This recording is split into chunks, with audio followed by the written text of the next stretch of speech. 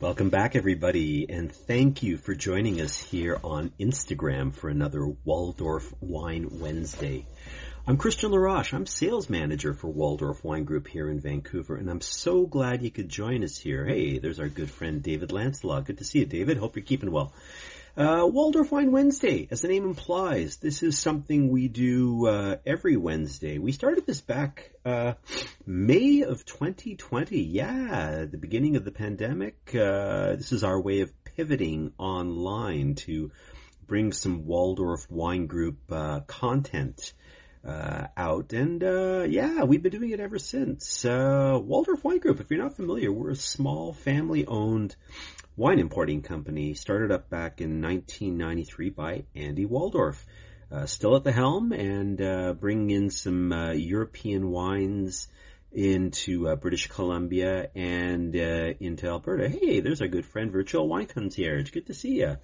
Hey, we're doing something a little bit different today. You know, normally I like to focus on wines that we generally, well, it's kind of a clearinghouse. We tend to focus mostly on wines that we already have in the market that are available for sale, but we also look at wines that we're thinking of bringing in. We'll sometimes try some samples or other wines that we have possibly just in the pipeline as well. And we talk about any promos we might be having, any dinners, winery visits, what have you. Today we're going to do something a little bit different. This is a wine that, well, basically what it is, it's a dive into my cellar. This is something we had in before. I don't remember exactly where we were showing it. It may have been a Bordeaux preview here, but you know, I think this is something interesting to look at, and I think this is a good, possibly a good educational point. I don't generally drink wines as lofty as this, but I figured, why not? Let's check in. This is a very, very, very well-known wine, a fabulous wine, and from a fantastic vintage, one of my absolute favorite vintages in Bordeaux. But it's a vintage that requires patience. So I've been trying a lot of the wines from this vintage, and they're great wines, but most of them are great wines, how shall I put it, in the making. Here's the thing with Bordeaux wines, and I've talked about this before. We do actually a lot of Bordeaux business. It's quite a bit of backbone for Waldorf Wine Group. We bring a lot of wines in via BC Liquor Board and via private channels, private wine shops and restaurants as well. One of the points I make with Bordeaux wines, we tend to drink the wines quite young. I find a lot of wines, you know, come into the market.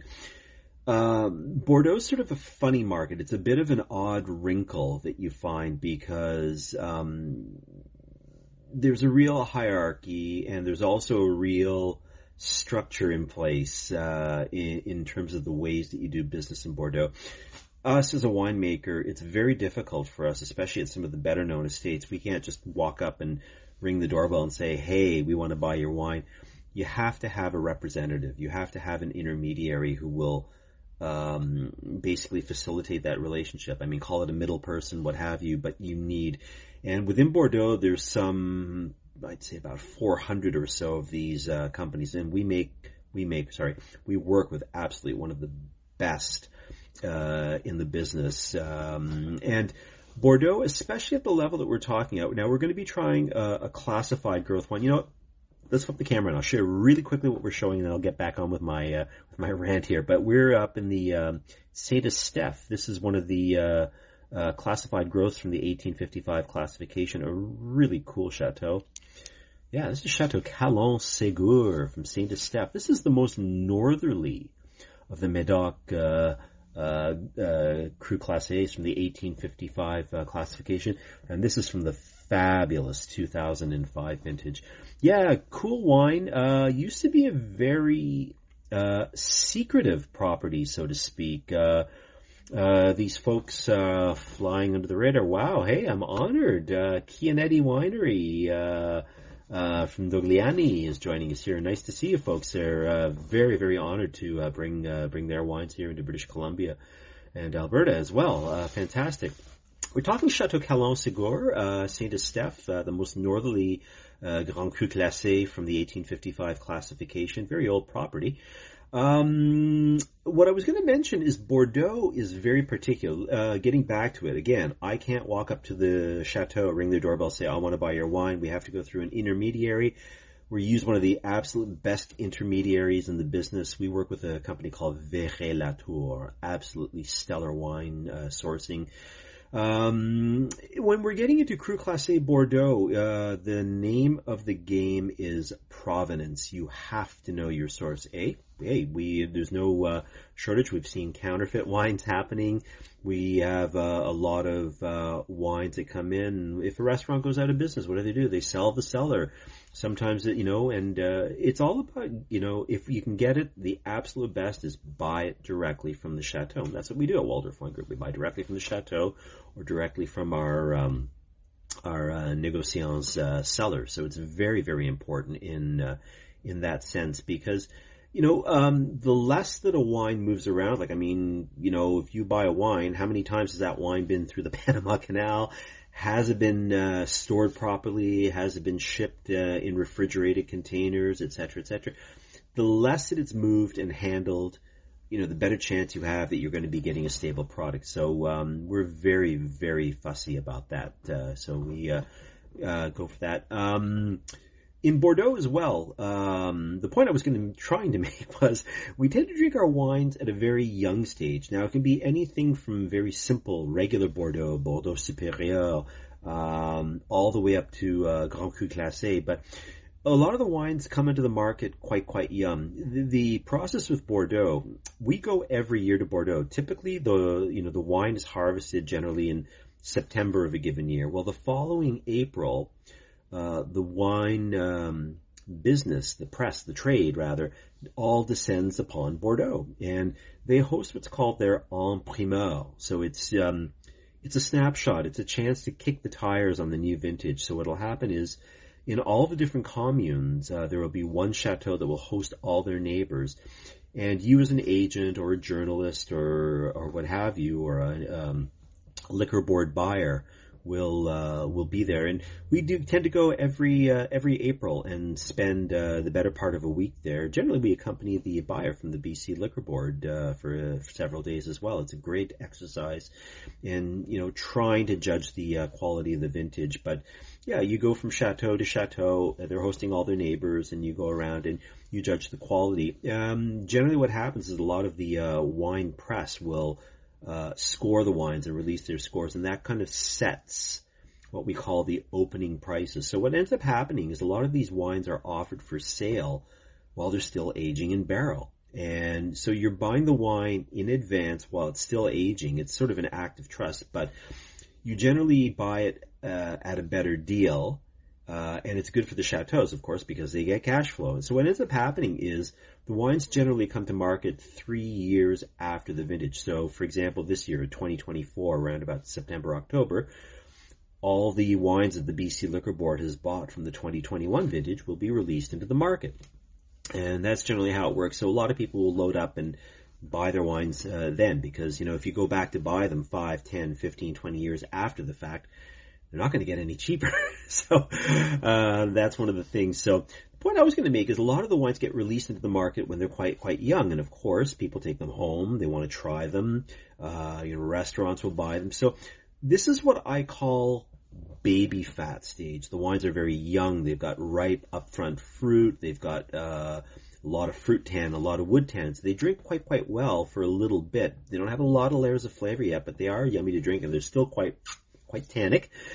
But it takes a while for the wines to really knit together and mesh. What ends up happening is the wines kind of go dumb. They shut down. They go into this really shell where they don't really give off an awful lot of flavor or texture. And it takes a long time depending on A, the producer, B, the vintage. I've found that a lot with the 2005 vintage. As I mentioned, we go every year. When I was there in, I guess it would have been April of 2006, 2005 was a vintage that the quality was just stellar, like from the very, very top the hierarchy, from the first gross all the way down to some of the simple, Bordeaux Supérieur wines. But I mean, fantastic quality all across the board. It was great, but very, very structured wines that taking a very, very long time. I've tried the 05 Calon Segur a number of years ago, and it was still quite screwed up tight. So I just kind of wanted to check in and sort of see what it's doing now at about nearly 19 years old. So hopefully the wine is showing a little bit of development. And I just thought, take one for the team perhaps and see how the wine is drinking. Let's talk a little bit about Chateau Calon Segur. This is one, as I mentioned before, it was classified as a third growth in the 1855 classification of properties in the Medoc, but the history goes back much further. Their records indicate that the wines of Calon were taxed, and they found the tax records going back to at least 1147. So that tells you how long wine is being produced there. Through a variety of marriages, the Marquis de Segur acquired a bunch of properties. Now, this is pretty impressive when I read this. At one point, the Marquis de Segur owned Chateau Lafite Rothschild, Chateau Latour, Chateau Mouton Rothschild, Chateau Pontet-Canet, Chateau Montrose, and Chateau d'Armagnac, along with Calon Segur. Now, if that's one of the reasons why a lot of people ask why the heart on the label, saying, well, look, I own all these other properties, but my heart is at Calon. And by the way, the word Calon refers to a small riverboat that would be used on the river nearby. So there you be. Since 1894, the property had been owned by the Gasqueton family, who acquired it, and they were very, as I say, they're very private. Calon Segur for a long time was a little bit more sort of an insider's wine. They, I guess they really liked their privacy as well.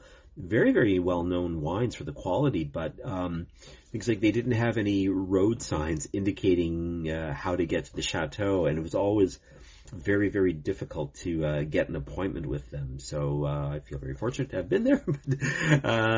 The other thing, too, that was a wee bit different was under the Gasqueton ownership, Madame Gasqueton, she passed away in 2011.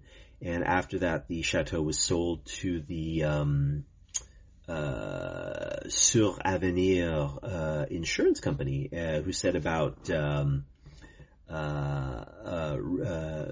redoing. And one of the things they did, well, I do have to say it was Madame Gasqueton herself, probably in about 2006, that she started making a move to really upgrade the vineyard. What happened too is not that it was in any bad shape or anything like that, but the grape mix was a little bit more. It was about, in the case of this wine, 53% Cabernet Sauvignon, 38% Merlot, which is pretty high for the Medoc. 7% Cabernet Franc, 2% Petit Verdot. What Madame Gasqueton set out to do was to increase the plantings and also the vine density of the Cabernet Sauvignon. They had hoped that eventually would sort of become around like an 80-20 mix, 80% Cabernet Sauvignon, 20% Merlot. This is a fairly unique property insofar as, you know what, actually, I'm going to flip the camera around, and why don't we pull this up on the Google Earth map, and we can talk a little bit as we look, too. So let me just get the bottle out of the way. So, of course, we are in southwest France, is Bordeaux, just north of the city of Bordeaux. When we talk about Bordeaux, we talk about two areas. We talk about here, north of the city, on the left bank of the Gironde River. This was all drained by Dutch engineers and exposed the gravel and soils. When we talk about Bordeaux, we talk about the left bank here, which is the mostly gravel-based soils and mostly Cabernet Sauvignon based wines. As the river flows, it splits. To the south goes the Garonne, and over here is the Dordogne River. If you follow the Dordogne River over here towards Libourne, this is what we call the right bank. So there's more clay in the soil, and the wines here, more famously in the areas like Saint-Emilion and Pomerol, they are clay-based soils, and the wines are more based on Merlot-dominated wines with some Cabernet Franc, whereas we talked about here, just north of the city of Bordeaux itself, is the Medoc, which is gravel with little bits of clay. Actually, as we get further north through Margaux, Saint-Julien, Puyac, and then finally north here to Saint-Estephe, just on the northern part of the town of Saint-Estephe is Chateau Calon Segur. And it is, as I mentioned, it's a 55-hectare vineyard. And it's unique, too, because it's a walled vineyard, too, which I guess also helps them with the privacy. It's this whole section here you see. I'll just pull in. This gives you an idea. This is the chateau itself. And I think I have a better shot of that. It's just, there you go. It gives you an idea. Gardens and some more gardens in the back. And then, so we pull back again. It's all these vineyards here, just to the south, due south, and then a little bit to the east, and then there's a little chapel here in the middle too. This is all their portion, and it ends here at the road, and then we've got some fields here, and then about 200 meters away is the river itself, so it's very, very close. Not particularly high. I mean, this is a blend of mostly, as we said, gravel, rocks, clay, sand, limestone on surface. The gravel is about 5 meters deep. So good drainage, and then below the subsoil, there's quite a bit of clay. So that's probably one of the reasons why there's so much Merlot initially. And this is all hand-picked. It's a first selection of grapes, mechanical sorting by vibration, followed by hand sorting, and then temperature-controlled vinification, conical stainless steel tanks, maceration for 18 to 21 days, and then it's aged in oak barrels for about 20 months, 50% new oak. And there you be. That's pretty much the technical details. Yeah, they produce somewhere in the neighborhood of about 8,500 cases of the Grand Vin. They do probably about a little less than that of the Marquis de Segur. And then they do the Ci de Segur. They used to also have a little Cru Bourgeois. They're the Cap Berne de Gasqueton as well. But great wines. I love 2005, as I mentioned. So I'm really interested to see. The wine, too, I'm very pleased to see it clocks in at 13% alcohol. I like wines a little bit more traditional in that regard. I find that some more modern style wines, there was a phase where I think people were looking for more, I wouldn't call them garage wines, not necessarily those dark, 100% new oak, hyper extracted styles.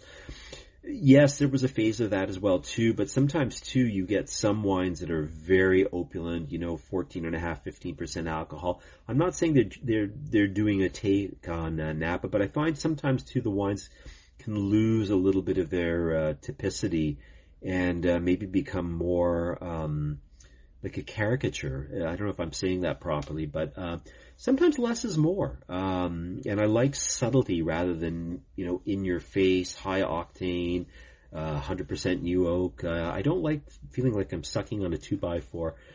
David, you're asking about the cepage. 53% Cab Sauv, 38% Merlot, 7% Cabernet Franc, and 2% Petit Verdot. Hope that answers the question. But as I mentioned too, that has changed in recent years. They've really, really upped the percentage of the Cabernet Sauvignon in the blend these days. If I recall, 2009 vintage, for example, was about 90% Cab Sauv. So there you go. I don't know if the wine, okay. The style may have changed, obviously, with a higher percentage kept. So it's interesting. 2005, fabulous vintage. We had a long, warm, dry summer, but September came in and it was a little bit cooler, so it really gave good hang time, full phenomenological ripeness to the grapes. You're not in a hurry to pick because of rain. The grapes didn't get like microwaved or baked on the vines as well too. So nice long hang time. Let the flavors and the tannins really develop. So what else can I tell you? You know what? I think this is as good a time as any. Why don't we give the wine a try? Now, Saint Estephe wines are usually known as being quite hard, concentrated wines. And because of that, I think they take quite a bit of time in the cellar generally to come around. I would be remiss. Sorry, I'll show you a couple more photos here. Sorry about that. I totally forgot. Let's flip the camera on once more just before we taste. I was going to show you one other quick little thing here. We were talking about the Chateau. Just to give you an example, too, of the vineyards. As I mentioned, you see, they are all walled here, and there's the road just on the other side. Here's a pretty shot in the wintertime as well, too. Really like that. Very pretty. Anyway, let's back it out again, and I think let's give the wine a try. I was going to talk a wee bit about decanting, and what I did with the wine is gave it a bit of a head start. Yesterday, I opened it up actually late afternoon, and did a quick double decant, and just to make sure it wasn't corked, and then washed out the bottle and back in. And then I popped it out a little bit this morning, popped a little bit in my glass. I'm not using my regular glass. I usually use the Riedel Vinum Recent Chianti glass. And I'm gone to the, this is the Overture Magnum, which is basically the Vinum Bordeaux shaped bowl, but it's on a shorter stem. And this is lead-free crystal that theoretically you could put in your dishwasher, but I don't. I always wash mine by hand. Just a bigger bowl gives the wine a chance to open up a little bit more. Now, I've had this open in the bottle. I had some wine in my glass. I had just a little bit there with the cork out, and basically I've been letting it breathe that way probably for about 5 hours or so. Give it a chance to wake up. But yeah, let's check out the color. 13% alcohol. It is a beautiful deep ruby. Not too purpley. It's got a little bit. It's starting to get a little bit of development on the rim. Certainly not bricky by any means, but it is getting a little bit more pale. Thing that I noticed on this wine, as soon as I poured it in the glass, poof, man, oh man, it just, my kitchen is black currant and a little bit of plum and a bit of tobacco and stuff going on. Let's give it a swirl and a sniffy sniff. Oh, man. See, this is why you age your Bordeaux wine. You miss the fireworks, when you get a nose like this, it just keeps pumping out of the glass. This is amazing. Gonna give it a little swirl and a sniff again. Oh, I'm getting all that cedar. I'm getting that black currant. I'm getting a little bit of a singed plum. A little bit of almost like a pipe tobacco going on in there too, but also high tones, quite almost like mentholy, and again, they talk about lead pencil, that sort of thing going on there too. Yeah, for sure. Let's give it a taste and see what we've got. I'm really looking forward to this.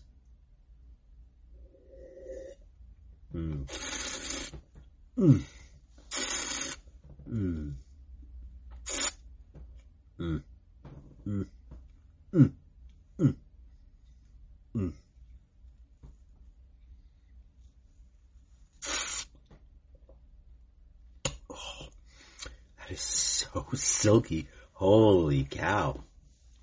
Wow. Okay.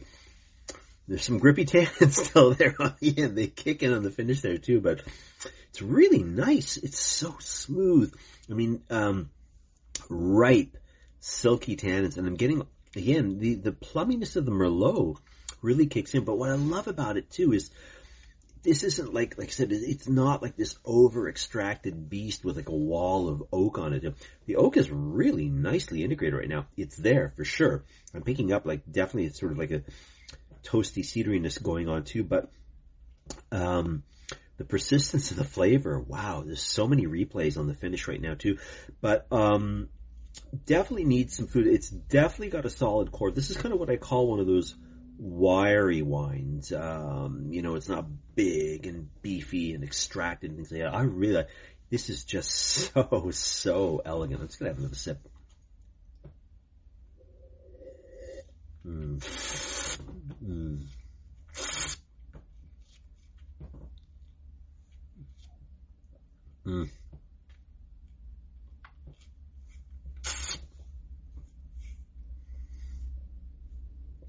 Oh, man, that is so supple.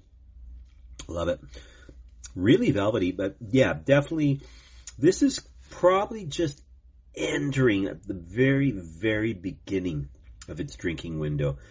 So here we are, 19 years nearly after the vintage. I think this wine will age beautifully for easily another 15, 20 years. Depends how cool your cellar is, and depends where you like it and its evolution. But yeah, very, very impressed with that. Hey, we're trying 2005 Chateau Calon Segur with a decent decant. We did a double decant yesterday. Let it breathe out a little bit today. But yeah, it's definitely evidence as to why we should age our wines. Hey, if you like them, hey, you buy them, you want to drink them young, that's on you. That's absolutely, you do what you want. But it's just nice to try that secondary development and length of flavor, depth, layers of flavor, because I can keep that wine in my mouth and drill down. And again, this wine definitely has sort of that peacock tail where the wine really fans out in the middle palate too. Lots going on in that wine too. So, food-wise, I just keep it simple. Roast beef, leg of lamb, that sort of thing. Grilled portobello mushrooms, maybe, mushroom risotto or something like that too, or just on its own. This is delicious stuff. So yeah, I wish we had some available. Now, if you want some, I'm sure we can find you some. Lots going on right now too. Yeah, speaking of Bordeaux, we're doing some planning too. We might have some chateaus here. Not one, not two, not three, not four, but 5, maybe 6 chateaus here in November. So we're doing a little look at that, a little mini Bordeaux tour. So we're working on that right now too. Business-wise, what do we got? Not a lot going on right now. Few new ones have arrived. We got some more of our library release. We brought it in last year. Organic estate in the southern part of Brunello de Montalcino, Tenuta de Buon Tempo, Swedish-owned winery right next door to Stella di Campalto in the southern part of Brunello de Montalcino zone. 2010 vintage, drinking beautifully right now. Really, really well priced. We've got a few 6-packs of that available. So if you're interested in anything, drop me a line, Christian@waldorfwine.com. That's Christian, KHRISTIAN @waldorfwine.com. Also, some of our Badia Caltabuano wines have shown up. We've got some of the new vintage of the Estate Chianti Classico, the organic Chianti Classico, has just shown up. We've got a little bit more of the Vinsanto has just arrived, and we also did a bit of a later release of their 2013 Reserva. They don't do Gran Selezione at Badia Caltabuano. They put all of their energy into the Annata Chianti Classico and the Reserva. So those are here. They're just clearing customs as we speak. What else? Lopez de Heredia, yeah, our favorite old school Rioja traditionalists. Wines that make Rioja traditionalists all weepy.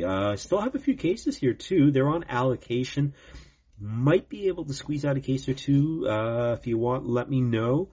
What else can I tell you? Hey, if you're really pushing the boat out too, I've got a little bit of 2006 Chateau Margaux came in, so let me know if you're interested in some of that. I think I have an extra 6-pack of that floating around. Look, I won't keep you. Thank you so much for joining us. If you have not done so already, please do follow us on Instagram. It's a great way to keep up to date. We do this every Wednesday, and yeah, I'm not sure what we're going to do next week. I don't think we're going to do Bordeaux. We might go to Sicily again. We'll have a look. Anyway, I'm Christian with Waldorf Wine Group. Thank you so much for joining us. We'll see you again soon. Take care. Bye for now.